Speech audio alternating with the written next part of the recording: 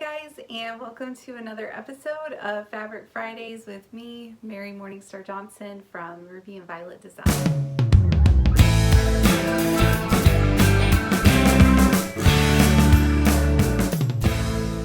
Today I am going to be talking to you guys about Tula Pink once again. I had mentioned in one of my earlier videos that I was going to be showing her Linework collection that she put out earlier last year. And I'm working on my Ode to Tula quilt, which actually I'm going to be showing you guys my progress next week on that. But this week I'm going to be showing you her Linework collection and showing you a by Annie bag that I'm making with her fabric. So as you guys know, I am a huge Tula Pink fan. I love her illustrations, I love her use of color. She's an all-around amazing artist, fabric designer, quilter. To me, it just seems like she has the Midas touch, and she knows how to grab people's attention. And I love watching her Tula Talks on Tuesdays on Instagram or Facebook. And so for any of you who follow her or watch her videos, you'll know that she is a major component of the By Annie bags. She usually makes several every fabric line that she puts out, and she also works with Renaissance Ribbons to have ribbons printed of her different fabric lines. And so one of the reasons that I don't have the bag completed this week is because I am waiting on some ribbon that I had ordered from the Fat Quarter Shop. I think that even though the mail is kind of slow still at this time, I still try to support the small businesses, the small business quilt shops, the online quilt shops, Etsy shops. But I'm going to show you guys some different products that I use to make the bag. A lot of these products are recommended by Tula Pink, and they did work really well with the bag. So I'm making the Hold Everything bag it's a By Annie pattern. It's a really cute bag. It has the pockets actually physically come out of the bag, and you can put them back in.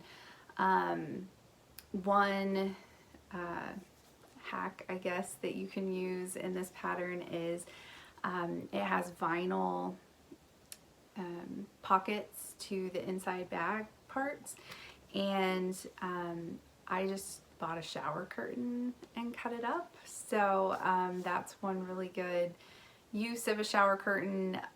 A whole shower curtain is going to go a long ways if you're making a lot of bags.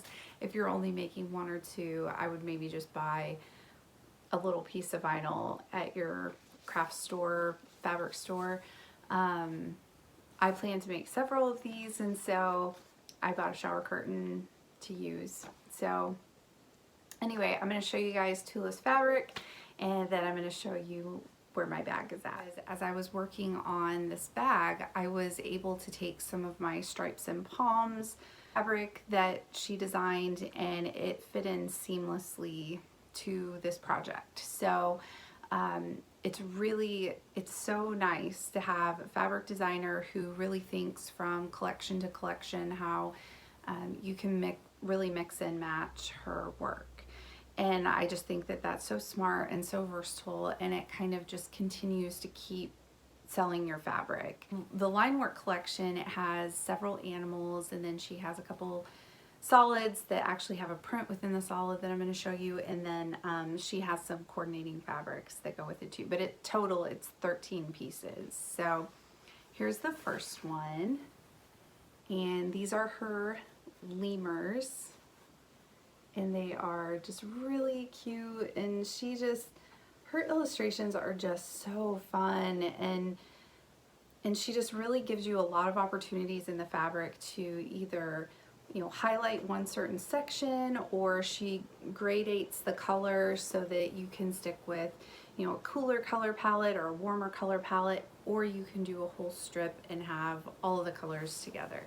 So I love how many options there are with being able to cut this fabric.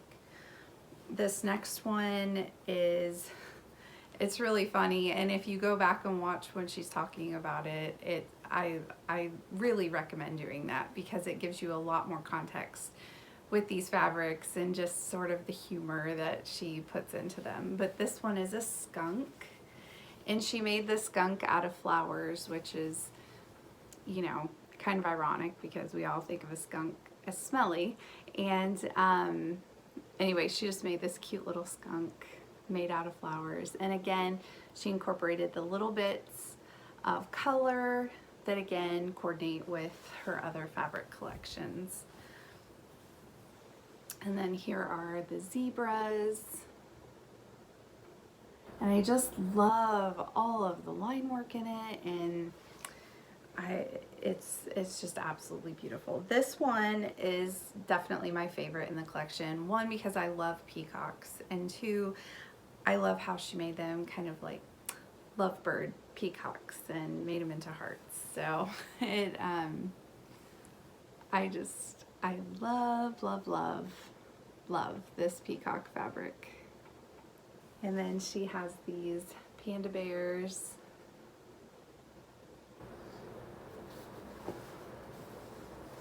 And then this one is a coordinating fabric that you can see all the colors from the collection. And then here's another coordinating fabric, and this one just showcases again a lot of her line work. This fabric kind of surprised me in the collection. I think of all of them, it definitely surprised me, but I absolutely love it because I love seeing people's process. And I think that this just really highlights how she works and how she develops her designs. And she said that she always uses graph paper, and I just love seeing these pencil illustrations alongside her notes and things.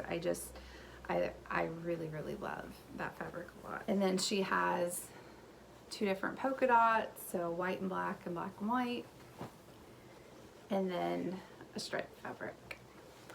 And then these two are really cool, and I wish I just had bolts upon bolts of these two, but there's a solid white that is actually not a solid white. It has, and I probably have to open it all the way up so that you can see it in the light. But you can see it has a design in it.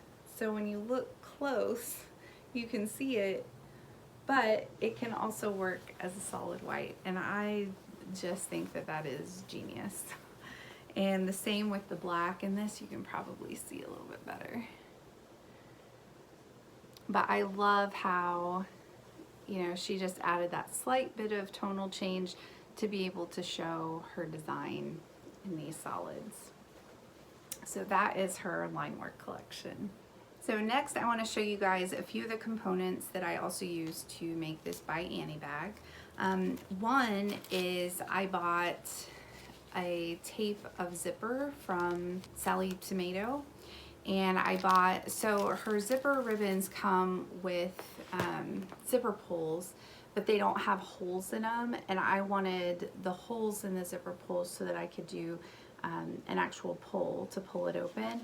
So I bought these separate, these zipper pulls that have the hole in it so that I can put the pull in it and do it that way. And I like how Tula Pink uses the Renaissance ribbon that matches her fabric line, and so that's part of what I'm waiting for in the mail. So Sally Tomato for zippers, and then By Annie also makes this soft and stable. So what it is it's a thicker stabilizer that makes your bag have a little bit more dimension. So it's about, I would say maybe it's a 1/4 inch thick, maybe an 1/8 inch thick. but it works great. And I've been using this June Taylor quilt basting spray, and you spray your fabric and you put it on the top and on the bottom, and then you quilt it. And when you baste it with this, it doesn't make it super sticky. It just gives it enough of a stick to this that it's not going to be going everywhere under your machine. And I know that the By Annie pattern tells you a certain size for your different pieces, like your outside cover and then the middle part and then the middle pocket parts. I make them a little bit bigger before I quilt them, just because it's going to be dimensional, so you're going to lose a little bit of your length with it. So if you make it exactly the size, you're going to be a little bit off. So I did about an inch more around each side and then just trimmed it down after I had it quilted, and it worked out perfectly. Plus it kind of cleaned up the edges after you trim it down. So I definitely recommend those products with these bags. And I found this, and it kind of feels like a coat or jacket material. It's really soft, and it feels kind of water resistant a little bit. And I decided to use this for the strap on the bag, and I think that it's going to work out really well. And I had saw in a video where she used a really bright neon strap in one of her bags, and I really liked the look of it against her fabric. Instead of using the Linework for the middle piece that goes around the bag, I decided to use this stripe from the Palms and Stripe collection that she has. And then I actually put this on the back of it because of the strap that I was using. So it matches the fabric perfectly because all of her colors go together. But anyway, I was really excited about this neon strap for this bag. And so the cover of it, I decided to go with the lemur print, and it's gonna fold like this with a polka dot in the middle. And you can see how nice that soft and stable gives you such a nice dimension to the bag. It just gives it a really good feel, especially after you quilt it. So I thought that this will look really great together with the bag. And I know that the fabric is mainly black and white, but I also decided to go with a gray zipper just because it really highlights some of the in-between colors in the fabric, and I think that it looks really great against this rose gold finish on the zipper pulls and the zipper part. On the inside of the bag, I decided to do the following. So I did the pandas with this one. I did a skunk, this one. I did her process work with the black polka dot, and I did the zebras with the stripe. This is the shower curtain that I was telling you about. So I have these ready to go. So you put the binding on the bottom, and then they sit over, and they're clear so that you can see the fabric behind it. And you can sew down the middle and make two different pouches for the bag, but it lines up perfect. It's a little bit bigger right now just because it gets trimmed down and you get more binding around it. But this zipper will be sewn up to this little pocket, and you'll be able to open it up and then reach in.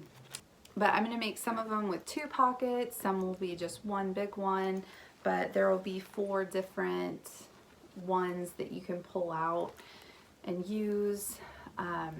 They'll all have zippers, the gray with the rose gold zippers, and then the ribbon pulls. So anyway, once I get this put together, I will post a picture on my Instagram. It's really, really close. I'm just waiting on those finishing touches to make it the perfect bag. So I hope that you guys enjoyed today's video of Fabric Friday with me, Mary Morningstar Johnson from Ruby and Violet Designs, and I hope to see you guys back again next week. Bye.